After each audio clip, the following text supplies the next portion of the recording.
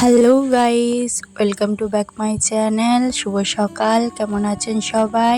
আবারও চলে এসেছি একটা ছোট্ট ব্লগ ভিডিও নিয়ে। ভুট্টা গাছটা খুব ছোট, কিন্তু ছোট থেকেই দেখুন কি সুন্দর একটা ভুট্টা ধরেছে। চলুন ওই দিকটা দেখে আসি। এটা হচ্ছে আমাদের শসা গাছ। বর্ষার সময় গাছটা লাগিয়েছিলাম। একটা শসা হয়েছে, কিন্তু পোকা লেগে গেছে। বাপরে কি শক্ত, ছিঁড়তে পারছি না। এই পেয়ারা গাছটি আমি 2021 সালে লাগিয়েছিলাম। রাস্তা থেকে একটা চারা তুলে নিয়ে এসে বাড়িতে লাগিয়েছি। আগের বছর পেয়ারা ধরেছিল, সেই বছর মোটামুটি পেয়ারা হয়েছিল। এই বছর কেন জানি না পোকা লেগে গিয়েছে। আজকে হচ্ছে আমাদের পান্তুপালা। এই পান্তুপালা রিচুয়ালসটা আমাদের বাড়িতে অনেক বছর ধরেই হয়ে আসছে। এটা হচ্ছে মা মনসার একটা ব্রত। পান্তুপালার নিয়মটা হচ্ছে আগের দিন সারাদিন রান্না করে তার পরের দিন ঠান্ডা খাওয়া বা বাসি খাওয়া। সেদিন কিন্তু আর বাড়িতে উনুন ধরে না। তা যাই হোক, আমরা কিন্তু সারাদিন থাকতে পারি না, তাই একবেলা পালন করার পর রাতের দিকে আমরা গরম খাই। চলুন, মনে হচ্ছে একটা বড় মতন পেয়ারা পেয়েছি। দেখে তো মনে হচ্ছে পোকা লাগা। ঠিক ধরেছি, একদম পোকা লাগা। পেয়ারাটা গোটাটাই পোকা লাগা। এই দিকটাতে মনে হচ্ছে দুটো পেয়ারা আছে। এই যে সামনেই এটাতেও মনে হচ্ছে পোকা লাগা আছে। পেরে নি, কি করব আর। এই যে এখানেও একটা আছে, এটাও নি। চলুন, আমি এবার যাব খামারে কিছু সবজি তোলার আছে, তো সেগুলোই তুলবো। তো চলুন যাওয়া যাক।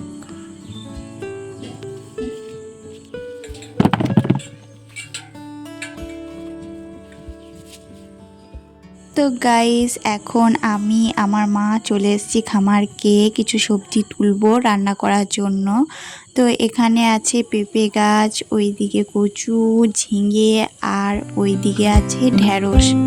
তো আমি এখন সব সবজিগুলো একে একে তুলে নেব। আর এইদিকে পেঁপে গাছটাতে আমাদের পেঁপে ধরেছে, এখন ছোট ছোট আছে। তো চলুন তুলে নিই।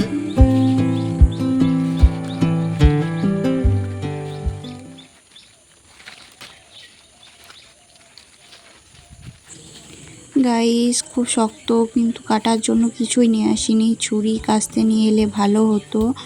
তো দেখতে পাচ্ছ আমি এখন এগুলো ঘুরিয়ে ঘুরিয়ে তুলছি। ওইদিকে মা আছে, যে খুব শক্ত।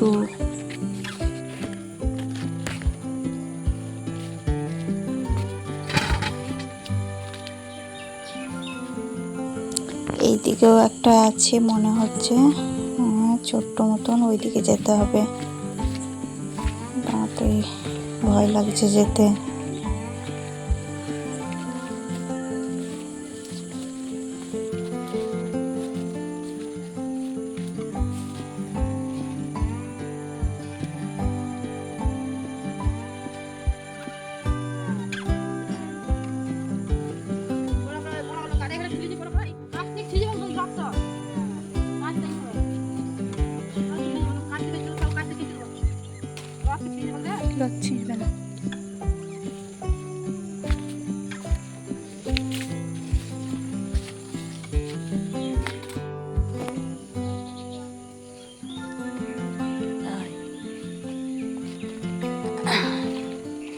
বাপরে, গাছটা কি উঁচু, আমি তো পাচ্ছি না তুলতে,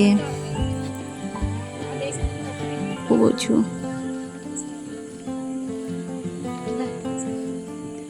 তো আমি মাকে দিয়ে দিচ্ছি, মাই পারুক। এটা হচ্ছে সজনে গাছ। পান্তুপালাতে এই শাকটাকে দিয়ে নাকি খেতে হয়। তো আমরা কিন্তু সারা বছর খাই না, এই দিনটাতেই খাই।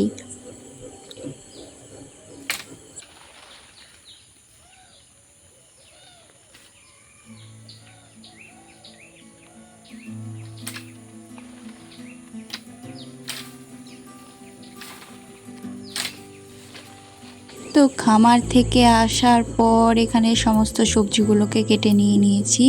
তো এখানে টমেটো আছে, 2 রকমের শাক আছে, কচু, ওখানে ভাজার জন্য বেগুন, আর ওটাকে কি বলে করলা, ওখানে সবজিগুলো ওটা হচ্ছে ঝিঙে, আর এটা আলু। তো আমি কেটে রেখে দিয়েছি।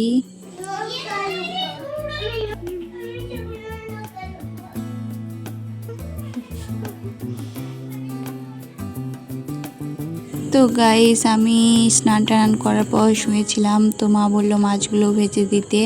তো এখানে নুন হলুদ মাখিয়ে রেখে দিয়েছি, এখন এগুলোকে আমি ভাজবো। তো ওই দিকে আমি তেল গরম করতে দিয়েছি। তো চলুন ভেজে নিই এক এক করে। আমার ভাজাভুজির অভিজ্ঞতা খুব খারাপ, আগের বছর ফোস্কা পড়ে গিয়েছিল হাতে। তো এই জন্য আমি একটু সাবধানে অল্প তেলেই ভাজছি। মাছগুলো ভাজার পর আমি ওখানে মিক্সিতে মসুর ডালটা বেটে নিয়েছিলাম। তো ওল দিতে হয়, ওল আর মসুর ডাল, তো সেগুলো করতে হবে। তো আমি এখন মাছগুলোকে তুলে নিই এক এক করে। তো গাইস, মাছ ভাজাগুলো আমার কমপ্লিট। এখন আমি একে একে এই ওলের বড়াগুলোকে ভেজে নেব। তো মা এইদিকে সর্ষে আর পোস্ত দিয়ে যে মাছের ঝোলটা বানাই, তো সেটাই এখানে চাপিয়ে দিয়েছে। তো এটা কুচিয়ে এটা আমি নামিয়ে দেবো এখন।